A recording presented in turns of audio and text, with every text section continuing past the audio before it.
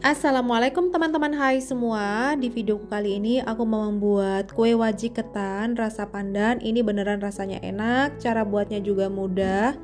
Buat teman-teman yang mau tahu gimana cara aku buatnya, yuk tonton terus videonya sampai selesai ya. Dan buat teman-teman yang belum subscribe channel aku, boleh di subscribe dulu ya, biar aku lebih semangat lagi buat video-video baru. Langsung aja ke cara pembuatannya. Yang pertama kita akan aronin dulu beras ketannya, dan ini aku siapkan 500 gram beras ketan yang sudah aku cuci bersih serta aku rendam selama 2 jam. Kemudian tambahkan 400 ml air. Lalu tambahkan setengah sendok teh garam.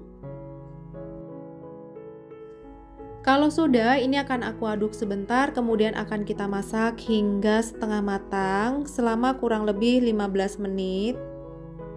Dan jangan lupa sesekali diaduk ya, supaya bagian bawah tidak lengket dan tidak gosong. Setelah beras ketannya ini setengah matang dan tidak ada kadar airnya, kemudian ini akan kita matikan kompor dan kemudian akan kita kukus. Untuk panci kukusannya sudah aku siapkan dari tadi, airnya juga sudah mendidih. Kita masukkan semua beras ketan yang sudah kita aron tadi. Dan ini akan kita kukus kurang lebih selama 20 atau sampai 25 menit. Di menit ke-10 jangan lupa kita buka. Ini akan kita aduk balik beras ketannya supaya nanti matang merata. Setelah kita aduk balik, kita akan kukus kembali sampai matang. Dan setelah kurang lebih 20 menit, ini ketannya sudah matang ya. Untuk mengetes kematangan, ini kita ambil sedikit lalu kita tekan. Jika sudah empuk, ini tandanya sudah matang. Kemudian akan kita angkat dan sisihkan. Kemudian kita siapkan pan, lalu kita masukkan 250 gram gula pasir, tambahkan setengah sendok teh garam, tambahkan santan kental sebanyak 300 ml, ini aku hasilkan dari setengah butir kelapa ukuran sedang.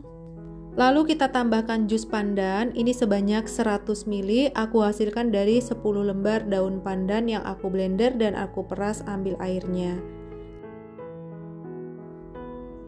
Nah, ini option, kalau teman-teman mau pakai boleh, enggak juga enggak apa-apa, karena menurut aku warnanya kurang begitu hijau. Aku tambahkan 4 tetes pewarna hijau tua dan aku tambahkan 2 tetes pewarna coklat.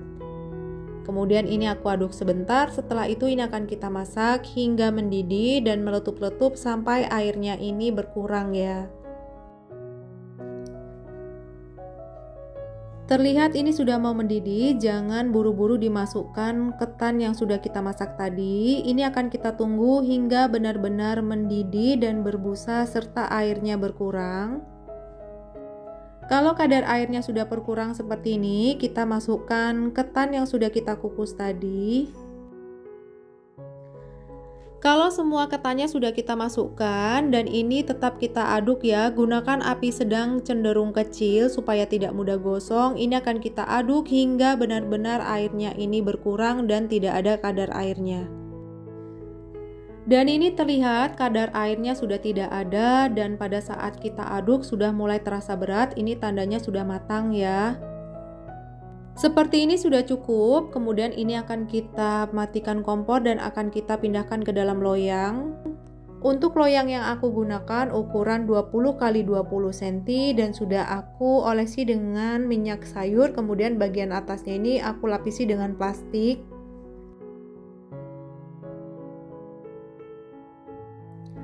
Kalau semua sudah, ketannya kita masukkan ke dalam loyang, jangan lupa kita tekan-tekan seperti ini ya supaya lebih padat. Dan menurut aku menggunakan spatula kurang begitu rapi, jadi aku ganti menggunakan penekan kue lapis seperti ini. Teman-teman juga bisa lakukan dengan botol atau dengan gelas ya.